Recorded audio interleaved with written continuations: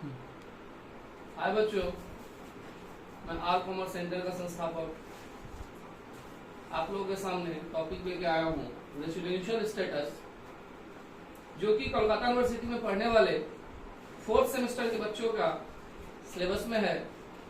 Tax में है, ये कह सकते हैं स्टार्टिंग चैप्टर रेसिडेंशियल स्टेटस। इस चैप्टर में हम लोग ये सीखेंगे कि इंडिया में जो रहते हैं उनमें वैरायटीज है। वैरायटीज क्या है कि रेसिडेंशियल स्टेटस मतलब उनका स्टेटस जो यहाँ रहने का है वो किस टाइप का है और किस कंडीशन को वो फॉलो करेंगे, जिससे हमको पता चलेगा कि ये जो आप टाइप देख रहे हो, एक करके हम डिस्कस कर रहे हैं। देखिए, रेसिडेंशियल स्टेटस नॉर्मली दो पार्ट में डिवाइड है। रेसिडेंशियल स्टेटस नॉर्मली दो पार्ट में डिवाइड है। एक होता है रेसिडेंट और दूसरा होता है एनआरआई। एनआरआई का means non resident in India. एक होता है रेसिडेंट और दूसरा होता है एनआरआई। जैसा कि हम लोग का एक छोटा सा मानना हो गया है कि अगर इंडियन कल्चर से दिख रहा है कि हाँ इंडियन पर्सन है, हम लोग बोल देते रेसिडेंट है। ऐसा बिल्कुल भी नहीं। कुछ कंडीशन है जिसको फॉलो करना पड़ता है। अगर कोई दूसरा भी यहाँ आकर के रह करके उस कंडीशन को फॉलो कर जाता है तो एनआरआई नहीं कहलाएगा, वो रेसिडेंट कहलाएगा। अगर हम लोग भी नहीं फॉलो करेंगे तो हम लोग एनआरआई कहलाएंगे। तो वो कंडीशंस क्या है, वो सिस्टम क्या है, उसको पूरी अच्छी तरह से जानेंगे। देखिए, यहाँ पे रेसिडेंशियल स्टेटस दो पार्ट में डिवाइड है। एक को कहते हैं रेसिडेंट और दूसरा को कहते हैं एनआरआई। अगर कोई पर्सन बेसिक कंडीशन जो कि सेक्शन 6 सब सेक्शन 1 में है, अगर कोई पर्सन बेसिक कंडीशन को फॉलो कर जाता है तो वो रेसिडेंट कहलाता है। अगर वही पर्सन बेसिक कंडीशन को फॉलो ना करे तो एनआरआई कहलाता है। तो ये बेसिक कंडीशन क्या है? देखिए, यहाँ पे बेसिक कंडीशन दो है। पहला बेसिक कंडीशन है कि अगर कोई Indian, he she is India, अगर कोई पर्सन इंडिया में अपने प्रीवियस ईयर में, क्योंकि आप लोगों को बता रहे हैं कि टैक्स में 2 ईयर का बहुत ही अहम रोल है। एक को कहते हैं प्रीवियस ईयर, एक को कहते हैं असेसमेंट ईयर। असेसमेंट ईयर का मतलब होता है टैक्स पेइंग ईयर और प्रीवियस ईयर का मतलब होता है अर्निंग ईयर। ये दोनों ही ईयर 12 मंथ्स का होता है, 12 महीने का होता है, जिसका स्टार्टिंग पीरियड अप्रैल होता है और एंडिंग पीरियड 31 मार्च नेक्स्ट ईयर होता है। हम लोगों का जो अभी चल रहा है वो असेसमेंट ईयर है 2023 टू 2024, जो कि 1 अप्रैल 23 से स्टार्ट होकर के 31 मार्च 24 को जाकर के खत्म हो जाता है। और हम लोग का जो प्रीवियस ईयर है वो है 2022 टू 2023, जो कि 1 अप्रैल 22 से स्टार्ट होकर के 31 मार्च 23 को खत्म हो जाता है। तो जब भी प्रीवियस ईयर का बात आ रहा है, अपने प्रीवियस ईयर का बात आ रहा है, इसका अल्टरनेटिव मीनिंग है कि 22-23 यानी कि 2022 से लेकर के 2023 तक का इंफॉर्मेशन है उसमें। और असेसमेंट ईयर का अगर बात आता है तो वो जाता है 23 टू 24, अप्रैल टू मार्च। अब आता है यहाँ पे कि बेसिक कंडीशन क्या है, ध्यान से समझते। अगर कोई पर्सन अपने प्रीवियस ईयर में यानी कि 22-23 में इंडिया में 182 डेज, कम से कम कितना, 182 डेज या उससे ज्यादा, कम से कम 182 डेज अगर इंडिया में रह जाता है तो वो बेसिक कंडीशन 1 को फॉलो कर जाता है। बेसिक कंडीशन 1 फॉलो करने का सिंपल सा लॉजिक है भाई कि अगर बेसिक कंडीशन 1 को फॉलो कर गया तो वो रेसिडेंट कहलाएगा, अदरवाइज एनआरआई कहलाएगा। अगर कोई पर्सन पहला बेसिक कंडीशन को फॉलो ना कर पाए तो उसके लिए दूसरा भी बेसिक कंडीशन है। अगर दूसरा भी फॉलो कर जाता है तो वो रेसिडेंट कहलाएगा, अदरवाइज एनआरआई कहलाएगा। दूसरा जो बेसिक कंडीशन हम लोगों का वो ये है, अगर कोई पर्सन अपने प्रीवियस ईयर में, अपने प्रीवियस ईयर का मतलब हुआ 2022 से 2023 तक, अपने प्रीवियस ईयर में 60 डेज अगर इंडिया में रह जाए और अपने प्रीवियस ईयर को छोड़ करके पीछे का 4 साल, पीछे का 4 साल का मतलब ये हुआ कि 22-23 तो हम लोग का प्रीवियस ईयर है, अब उससे पीछे रह जाएंगे तो 21-22 होगा, 20-21 होगा, 19-20 होगा, 18-19 होगा। तो इस तरह से पीछे के 4 साल में अगर वो 365 दिन कम से कम उससे ज्यादा जितना रह जाता है तो वो बेसिक कंडीशन सेकेंड को फॉलो कर जाता है। यानी सिंपल सा लॉजिक, अपने प्रीवियस ईयर में कम से कम 60 दिन और अपने प्रीवियस ईयर को छोड़ करके उसे जस्ट पीछे का 4 साल में 365 दिन अगर वो इंडिया में रह जाता है तो वो रेसिडेंट कहलाता है। अगर वो नहीं रह पाता है, अगर कंडीशन नहीं फॉलो कर पाता है तो वो एनआरआई कहलाता है। तो अल्टरनेटिव मीनिंग हुआ कि दो अपने पास बेसिक कंडीशन है। एक है कि 182 डेज प्रीवियस ईयर में रह जाइए तो आप रेसिडेंट कहलाओगे। अगर आप वो फॉलो नहीं कर पा रहे हो तो दूसरा फॉलो करके देख लो। दूसरा अगर आप फॉलो कर जा रहे हो कि 60 डेज अपने प्रीवियस ईयर में रह जाते हो और 365 डेज अपने प्रीवियस ईयर को छोड़ करके पीछे के 4 सालों में अगर आप इंडिया में रह जाते हो तो आप बेसिक कंडीशन सेकेंड को फॉलो करोगे। दोनों में से कोई एक भी फॉलो करोगे तो आप कहलाओगे रेसिडेंट, अदरवाइज आप कहलाओगे एनआरआई। तो ये सिंपल सा टॉपिक है। अब क्वेश्चन आता है कि आप देख सकते हो बोर्ड पे एनआरआई का कोई डिस्क्रिप्शन नहीं है, कोई क्लासिफिकेशन नहीं है। यानी अगर बंदा एनआरआई हो गया तो सम्स वहीं पे स्टॉप हो जाएगा, सम्स वहीं खत्म हो जाएगा। लेकिन अगर बंदा रेसिडेंट हो गया तो फिर देखना पड़ता है हम लोगों को कि रेसिडेंस में वो किस टाइप का रेसिडेंस है। रेसिडेंस दो पार्ट में डिवाइडेड है, रेसिडेंट एंड ऑर्डिनरी रेसिडेंट, और दूसरा है resident but not ordinary resident. Resident and ordinary resident को शॉर्ट फॉर्म में आरओआर कहते हैं और resident but not ordinary resident को शॉर्ट फॉर्म में आरपीआरओआर कहते हैं। तो ये अगर रेसिडेंट है, अगर बेसिक कंडीशन फॉलो कर लिया तो रेसिडेंट हो गया। अगर वो रेसिडेंट हो गया तब हमको चेक करना पड़ता है कि वो कौन सा रेसिडेंट है, आरओआर वाला है ना आरबीआरओआर वाला है। अगर बेसिक फॉलो किया ही नहीं था तब तो वो एनआरआई हो जाता, और एनआरआई हो जाता सम्स वहीं क्लोज, फिर हमको चेक करने का कोई काम नहीं। बट अगर वो रेसिडेंट हो गया तो हमको चेक करना पड़ेगा कि वो आरओआर टाइप है ना आरबीआरओआर टाइप, और इसके लिए एडिशनल कंडीशन को फॉलो करना होगा। Additional condition under section 6 sub section 6 में आता है। इसमें भी दो कंडीशन, इसमें भी दो कंडीशन। फर्स्ट कंडीशन ये है, अगर कोई बंदा 10 सालों में, 10 सालों का मतलब हुआ अपने प्रीवियस ईयर को लेकर के पीछे के 10 सालों में, अपने प्रीवियस ईयर को लेकर के पीछे के 10 सालों में कम से कम 2 बार रेसिडेंट हो जाए, यानी 2 बार बेसिक कंडीशन को फॉलो करे। क्योंकि रेसिडेंट होने का जो राइट है, कॉपीराइट समझ लो, वो तो बेसिक कंडीशन के पास है। तो कम से कम 2 बार रेसिडेंट हो जाए। और दूसरा है कि वो बंदा अपने प्रीवियस ईयर को छोड़ करके पीछे के 7 सालों में, पीछे का मतलब आपको बताया अभी कि अपना प्रीवियस ईयर 22, 23 है, उससे पीछे के 7 सालों में टोटल एग्रीगेट करके कम से कम 730 डेज इंडिया में रहे। ये दूसरा एडिशनल कंडीशन। तो पहला था कि 10 साल में 2 बार रेसिडेंट हो जाए, और दूसरा क्या है कि 730 दिन वो अपने प्रीवियस ईयर के पीछे 7 सालों में इंडिया में रह जाए, तो एडिशनल कंडीशन सेकंड को फॉलो कर जाए। तो 2 एडिशनल कंडीशन।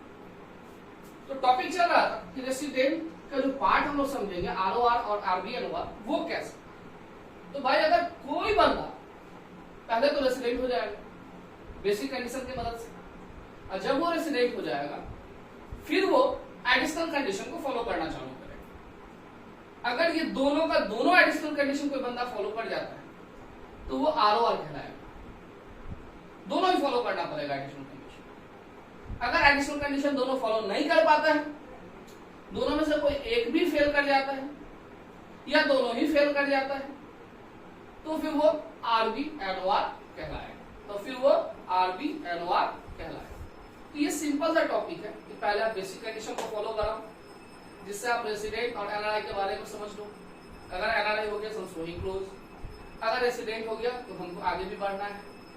रेसिडेंट अगर हो जाता है तो ही आगे बढ़ना है, और आगे क्या बढ़ना है तो अपने एडिशनल कंडीशन को फॉलो करवाना। फॉलो करवाने का मतलब सम्स में इस चीज को ढूंढना है कि क्या ऐसा हो रहा है। अगर ऐसा हो रहा है और दोनों ही एडिशनल कंडीशन अगर फॉलो कर जा रहा है तो फिर वो आरओआर हो गया, और दोनों में से कोई एक भी फेल कर जा रहा है या फिर दोनों ही फेल कर जा रहा है तो वो आरबीआरओआर हो गया। क्लियर है। अब यहाँ पे आप देखेंगे कि बेसिक कंडीशन सेकेंड, हमने तो पहले ये बोला दोनों में से कोई एक फॉलो कर जाने से आप रेसिडेंट हो जाओगे। बेसिक कंडीशन सेकेंड जो है कुछ मायने में, कुछ जगहों पे, कुछ इंसानों के लिए, जगह तो नहीं बोल सकते क्योंकि रेसिडेंशियल स्टेटस है, कुछ इंसानों के लिए प्रोहिबिटेड है, यानी कुछ ऐसा इंसान है जिसके ऊपर अगर बेसिक कंडीशन 1 लगा तो ठीक है, अगर 1 नहीं लगा तो सेकेंड को फॉलो नहीं करवाएंगे, उसको सीधा एनआरआई बोलेंगे। वो क्या है देखते हैं। तो जैसा कि हमने कहा कि बेसिक कंडीशन 2 था, एक था कि अगर आपने प्रीवियस ईयर में 182 डेज रह जाते हो मिनिमम, तो आप बेसिक कंडीशन 1 को फॉलो कर जाओगे। और दूसरा हमने कहा था कि अगर आप अपने ही प्रीवियस ईयर में 60 डेज और उससे पीछे के 4 सालों में 365 डेज कम से कम रह जाते हो, तो आप सेकंड बेसिक कंडीशन को फॉलो कर जाओगे। और किसी भी बंदा के लिए दोनों में से कोई एक बेसिक कंडीशन फॉलो करने से ही हो। बट सेकंड वाला जो बेसिक कंडीशन था उसके लिए कुछ एक्सेप्शन है। वो क्या है, कुछ टाइप के पर्सन के लिए वो बाउंड है, प्रोहिबिटेड है, वो यूज नहीं हो पाएगा। वो क्या है, तो अगर कोई इंडियन सिटीजन है जो कि इंडिया को छोड़ रहा है प्रीवियस ईयर में, इंडिया से जा रहा है प्रीवियस ईयर में, और जा क्यों रहा है वो, तो वो एम्प्लॉयमेंट पर्पस के लिए बाहर जाता है, अदर कंट्री एम्प्लॉयमेंट पर्पस के लिए जाता है। अगर इस टाइप का कोई पर्सन है तो उसके ऊपर बेसिक कंडीशन सिर्फ 1 को फॉलो कराएंगे, यानी 182 डेज वाला। अगर वो उस कंडीशन को फॉलो कर जाता है तो रेसिडेंट, नहीं करता तो एनआरआई। उसके लिए सेकंड कंडीशन फॉलो होगा ही नहीं, क्योंकि उस पर सेकंड कंडीशन एप्लीकेबल नहीं। दूसरा है कि अगर कोई इंडियन सिटीजन है जो कि इंडिया को छोड़ रहा है प्रीवियस ईयर में, क्यों, क्योंकि वो इंडियन शिप पे एज अ क्रू मेंबर काम कर रहा है, वो इंडियन शिप पे एज अ क्रू मेंबर काम कर रहा है और प्रीवियस ईयर में वो एज अ क्रू मेंबर काम कर रहा है, उसके ऊपर बेसिक कंडीशन 1 अगर फॉलो होगा 182 डेज वाला तो ठीक है, अगर नहीं फॉलो होगा तो उसके ऊपर सेकंड कंडीशन फॉलो नहीं करेगा। तीसरा जो एक्सेप्शन है वो है कि अगर कोई इंडियन सिटीजन है या इंडियन ओरिजिन का है, ओरिजिन क्या है बताते हैं, पहले इस लाइन को कंप्लीट कर ले। अगर वो इंडियन सिटीजन है या इंडियन ओरिजिन का है और वो प्रीवियस ईयर में इंडिया विजिट करने आया, मिलने आया, अपने रिश्तेदारों से मिलने के लिए आया, तो उसके ऊपर बेसिक कंडीशन 1 अगर फॉलो होता है तो ठीक है, तब वो रेसिडेंट कहलाएगा। अगर बेसिक कंडीशन 1 फॉलो नहीं होता है तो सेकंड फॉलो होगा नहीं, क्योंकि रूल में नहीं है, तब वो एनआरआई कहलाएगा, यानी इसके लिए भी बेसिक कंडीशन सेकंड नहीं। अब बात आती है इंडियन ओरिजिन का मतलब क्या है। एकदम सिंपल सा लॉजिक, इंडियन ओरिजिन का मतलब कि जिस पर्सन के बारे में हम लोग बात कर रहे हैं वो या उसके माता पिता पेरेंट्स या उसके ग्रैंड पेरेंट्स, ये 3 जो स्टेप है, खुद या उनके माता पिता या उनके माता पिता, मतलब माता पिता के माता पिता, ग्रैंड पेरेंट्स, ये तीनों में से कोई भी अगर अनडिवाइडेड इंडिया में बॉर्न हुए हो, अनडिवाइडेड इंडिया में उनका जन्म हुआ हो, तो वो पर्सन इंडियन ओरिजिन कहलाते हैं। बात समझ में आया? तो इस 3 टाइप के पर्सन के ऊपर बेसिक कंडीशन सेकेंड वाला फॉलो नहीं होगा। बाकी जितने भी टाइप के पर्सन होंगे सबके ऊपर फर्स्ट सेकेंड दोनों ही फॉलो होंगे। हम लोगों का रेसिडेंशियल स्टेटस का फर्स्ट पोर्शन का टॉपिक, उससे रिलेटेड क्वेश्चन करेंगे हम, ताकि आप लोग समझ सको इसको अप्लाई कैसे किया जाता है, इस रूल को अप्लाई कैसे करेंगे भाई, क्योंकि एप्लीकेशन तो चाहिए। बहुत सिंपल सा टॉपिक है, स्टार्ट करते हैं। जो क्वेश्चन हम कर रहे हैं वो क्वेश्चन उसी टाइप का 2-4 क्वेश्चन और भी आप लोगों के लिंक पर डाल देंगे हम, ताकि आप लोग प्रैक्टिस करो, और उस क्वेश्चन का भी सॉल्व हम आप लोगों को देंगे। आज जो क्वेश्चन करने वाले हैं वो क्वेश्चन है, mister Thomas, a foreign national, comes to India for the first time on May 11, 2018. During the financial year 1819, 1920, 2021 or 21-22 and 22-23, he has been in India for 110 days, 140 days, 27 days, 185 days, 92 days respectively. यानी उन्होंने बताया है कि कौन कौन से year में वो इंडिया में कितना कितना दिन रहा। अब इसको थोड़ा फॉर्मेट में सजा लें। इसमें 3 कॉलम का यूज करेंगे हम लोग, years, number of days stay in India, and last additional condition 1. ये एडिशनल कंडीशन 1 यहां से फॉलो होता है। ऐसा नहीं है कि एडिशनल कंडीशन 1 हम फॉलो कराएंगे, हम सिर्फ बेसिक ही फॉलो करवाएंगे। एडिशनल कंडीशन ऑटोमेटिक फॉलो होगा। क्वेश्चन नंबर 3 कर रहे हैं, जो आपके डिस्क्रिप्शन लिंक में है, देखिएगा आप लोग। हम लोग जब कभी भी अपने ईयर को स्टार्ट करेंगे तो अपने प्रीवियस ईयर से स्टार्ट करेंगे, और हम लोग का अपना प्रीवियस ईयर है 22, 23, 21, 22, 20, 21, 19, 20 और 18, 9। ऐसा नहीं है, इसका भी एक सिस्टम है कि अगर मेरे पास बहुत ईयर है तो हम मैक्सिमम 7 साल तक लेने से मेरा काम चल जाएगा, 7 ईयर्स तक, यानी 7 कॉलम अगर मेरा बन जाएगा तो मेरा काम हो जाएगा मैक्सिमम। उससे ज्यादा लेके कोई फायदा नहीं है। अब इसमें तो इन्फॉर्मेशन 18 से ही है, 18 तक ही लेंगे। जिसमें 2 ही साल का इन्फॉर्मेशन रहेगा 2 ही साल लेंगे, लेकिन मैक्सिमम 7 साल तक लेने से मेरा काम हो जाएगा। इन्फॉर्मेशन के अकॉर्डिंग बोला गया है कि 18-19 में वो इंडिया में 110 दिन है, इस ईयर में वो इंडिया में 110 दिन है। अच्छा, उसके बाद 19-20 में यानी इस ईयर में 142 डेज रहे।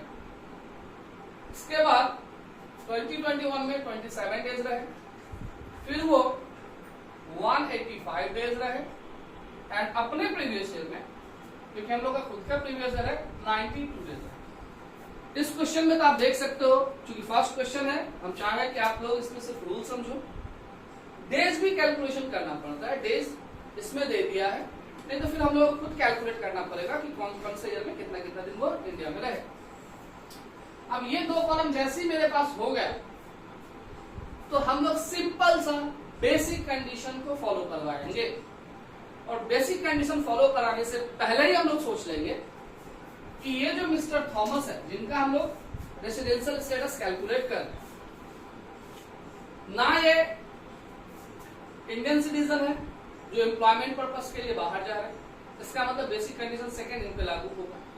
ना ये इंडियन शिप पे एज अ क्रू मेंबर काम कर रहे हैं, इसका मतलब बेसिक कंडीशन सेकंड लागू होगा। और ना ये इंडियन ओरिजिन के हैं जो विजिट करने इंडिया है, तो इनके ऊपर बेसिक कंडीशन सेकंड लागू होगा। अल्टरनेटिव मीनिंग हुआ कि बेसिक कंडीशन 1 और 2 दोनों ही इन पे एप्लीकेबल। तो पहले हम लोग बेसिक कंडीशन 1 को फॉलो कराने का सोचें, वो नहीं होगा फिर सेकंड से तरफ जाएंगे। जैसे कि आप देखिए, यहां से स्टार्ट करते हैं। हम लोग का बेसिक कंडीशन फर्स्ट है 182 डेज वाला। आप देखिए 182 डेज ये अपने प्रीवियस ईयर में है ही नहीं, यानी फर्स्ट को फॉलो हुआ नहीं। अब आएंगे सेकंड की तरफ। सेकंड है कि अपने प्रीवियस ईयर में 60 डेज, देखिए कम से कम 60 डेज, इसमें 60 डेज वो हैं, और इसको छोड़ के 1, 2, 3, 4 सालों में 365 दिन, 365 दिन। तो आप अगर कैलकुलेट करोगे तो 365 डेज से ज्यादा ही है, मिनिमम 365 डेज। तो आप देख सकते हैं कि बेसिक कंडीशन सेकंड को फॉलो करेंगे। अगर ये बेसिक कंडीशन सेकंड को फॉलो कर गए, अल्टरनेटिव मीनिंग ये बन गए रेसिडेंट। जिस तरह से हम अपने प्रीवियस ईयर में फॉलो कराए, अब इसका फॉलो हो गया रेसिडेंट। अब हम थोड़ा सा स्टेप पीछे लेंगे, नीचे की तरफ आएंगे यहाँ, फिर यहाँ पे हम वही काम करेंगे। पहले बेसिक कंडीशन 1, अगर फॉलो नहीं हुआ तो बेसिक कंडीशन 2। बेसिक कंडीशन 1 है आप 182 डेज रहेंगे, तो भाई 182 डेज से ज्यादा है, आप देख सकते हैं, यानी इस ईयर में भी वो रेसिडेंट हो गए।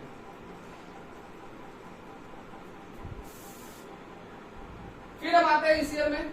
इस ईयर में आप देखिए बेसिक कंडीशन ना 1 फॉलो कर पा रहे और ना ही 2 फॉलो कर पा रहे, क्योंकि 182 डेज तो है नहीं। और अगर हम सेकेंड वाले में जाते हैं तो मिनिमम 60 डेज तो चाहिए, वो भी नहीं, यानी इस ईयर में आकर के वो एनालाइज हो गया। अब इस ईयर में अगर हम आते हैं तो 182 डेज वाला तो है नहीं, 60 डेज इसमें तो फॉलो कर जाए, बट इसके नीचे जो हम 4 साल लेंगे, ये 4 साल में तो वो इंडिया में है ही नहीं, क्योंकि फर्स्ट टाइम इंडिया में आया 18 में, तो 4 साल तो है ही नहीं जिसको हम ऐड करके ले ले 365 डेज। या इस ईयर में भी 365 डेज रह जाते तो 4 साल में का मतलब है कि चारों साल ही होना चाहिए 365 डेज, ऐसा नहीं है 4 साल में 365 डेज होने से हुआ। तो इस बार भी वो एनआरआई हो गया, देख सकते हो कि पहला बेसिक तो फॉलो हो नहीं रहा है 182 डेज वाला, और सेकंड भी नहीं हो रहा है क्योंकि 60 डेज हो जा रहा है, बट 4 साल में 365 दिन नहीं हो पा, तो वो क्या हो गया, एनालाइज हो गया। अब हम जो कहने वाले थे वो ये था कि अगर कोई पर्सन फर्स्ट टाइम ही एनालाइज हो जाते हैं, यानी फर्स्ट टाइम ही बेसिक कंडीशन को फॉलो नहीं करते हैं, तो आगे सम्स नहीं बनेगा, वो वहीं पे डिसाइड हो जाएगा कि वो एनालाइज। फर्स्ट टाइम जब रेसिडेंट हो जाते हैं तो फिर हम आगे की तरफ बढ़ते हैं। ये प्रूफ करने के लिए कि मेरा एडिशनल कंडीशन भी तो सेटिस्फाई करना है, तो इसके लिए हम लोग आगे चलते हैं। अब यहाँ पे देखिए गौर से आप, ये पर्सन रेसिडेंट तो है क्योंकि पहली बार रेसिडेंट हो गए मतलब रेसिडेंट है, ये बेसिक कंडीशन का पॉलिसी से रेसिडेंट हो चुके। अब ये कौन से टाइप के रेसिडेंट है, इसको फॉलो करना है।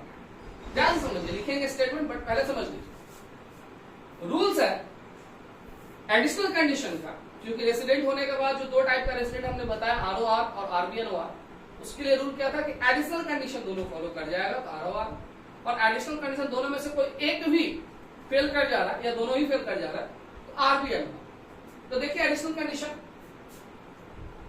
10 साल में 2 बार दिख तो रहा है, पहला एडिशनल कंडीशन फॉलो है,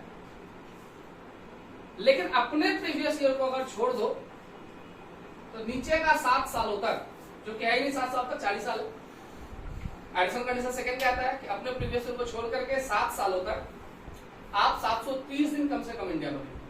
अगर हम 7 साल तो ऐसे है भी नहीं, लेकिन 4 साल ही अगर है और 4 साल को अगर हम ऐड कर लें तब भी 730 दिन नहीं हो पा रहे, इसका मतलब एडिशनल कंडीशन सेकंड को फॉलो नहीं कर पा रहे।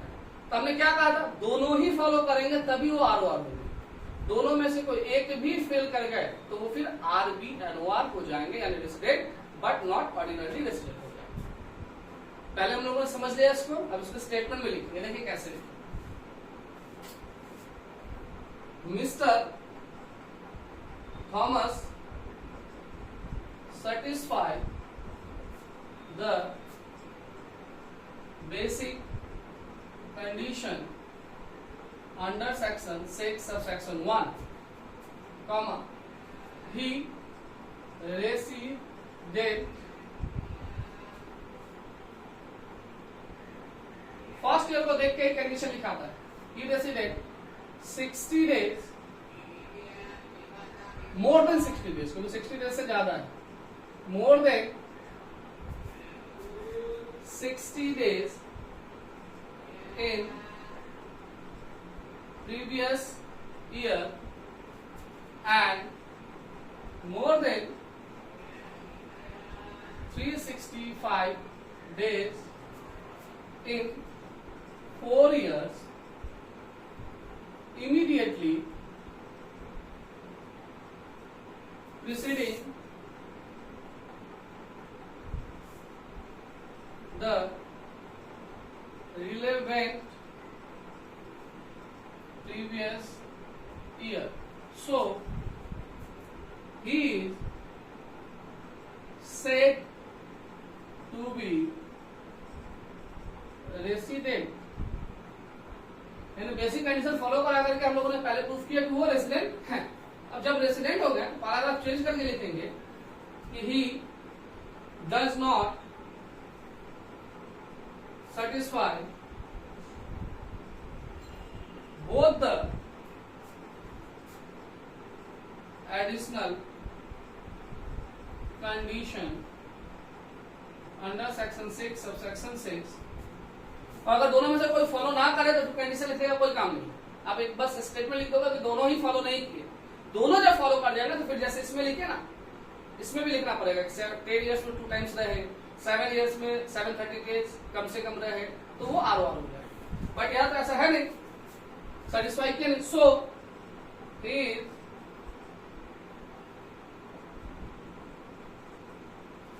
Said to be inverted comma में RBNOR, और ये आप एग्जाम में भी लिख सकते हैं शॉर्ट फॉर्म, क्योंकि ये मेरा शॉर्ट फॉर्म नहीं है भाई, टैक्स का खुद का शॉर्ट फॉर्म है।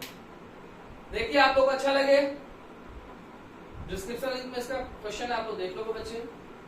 अच्छा लगे लाइक कीजिए, सब्सक्राइब कीजिए, ताकि हम और ज्यादा वीडियो बना सके आप लोगों के लिए। आप लोग का एग्जाम भी नजदीक है तो हम कोशिश करेंगे कॉस्ट से भी रिलेटेड वीडियो बनाएं। Thank you.